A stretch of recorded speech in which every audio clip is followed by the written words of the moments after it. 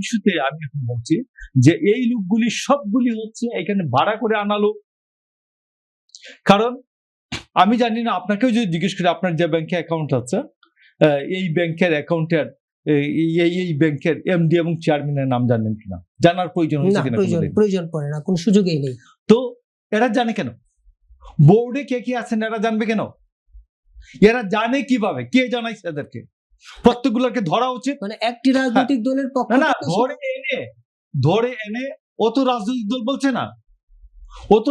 দল বলছে না, কিন্তু যারা এখানে অবস্থান আমি মনে করলাম, আমি ওর কথাটা আপনি সত্য মনে করবো না কেন? হ্যাঁ, মনে করছি। আমি ওর কথাটা সত্য মনে করলাম যে তুমি কোন দলের পক্ষ থেকে আসছো? জামাত ইসলামের পক্ষ থেকে আসছো? না, অল রাইট, তুমি আসো। আর কে? আমি জামাত ইসলামের পক্ষ থেকে আসছি। ভাই তুমি থাকো, আন্দোলন করো, জামাত ইসলামের ব্যানার নিয়ে করবা। বাকিদেরকে এনে জিজ্ঞেস করা উচিত, তোমাকে এই ব্যাংকের এমডি চেয়ারম্যানের নাম কে জানাইছে? ওকে রিমান্ডে নেওয়া উচিত। রিমান্ডে নিয়ে জিজ্ঞেস করে তোমাকে চেয়ারম্যানের নাম কে জানাইছে, বোর্ড মেম্বারদের নাম কে জানাইলো, কিভাবে জানলা?